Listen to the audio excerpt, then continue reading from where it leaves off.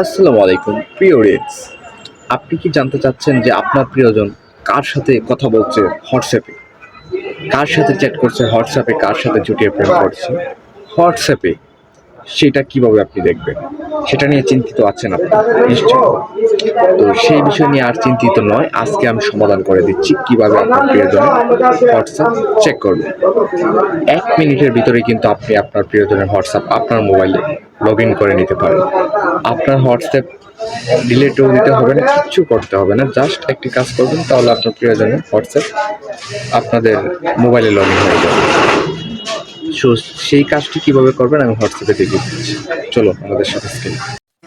প্রথমে চলে আসবেন আপনার মোবাইল স্ক্রিন থেকে হোয়াটসঅ্যাপে চলে যাবেন। হোয়াটসঅ্যাপে যাওয়ার পর থ্রি ডটে ক্লিক করবেন। থ্রি ডটে ক্লিক করার পর সেটিংস অপশনটা আসবে। সেটিংসে যাওয়ার পর প্লাস আইকনে ক্লিক করবেন।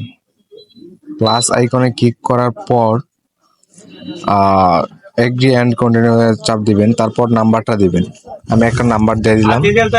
তো নাম্বারটা দেওয়ার পর আপনারা নেক্সটে ক্লিক করবেন। নেক্সট নাম্বারটা দেওয়ার পর কিন্তু নেক্সটে ক্লিক করতে হবে। নাম্বার না দিলে কিন্তু আর হবে না। আপনার প্রিয়জনের যদি নাম্বার হয় তো প্রিয়জনের নাম্বারটা দেবেন। আমি একটা নাম্বার দিয়ে দিলাম আমার।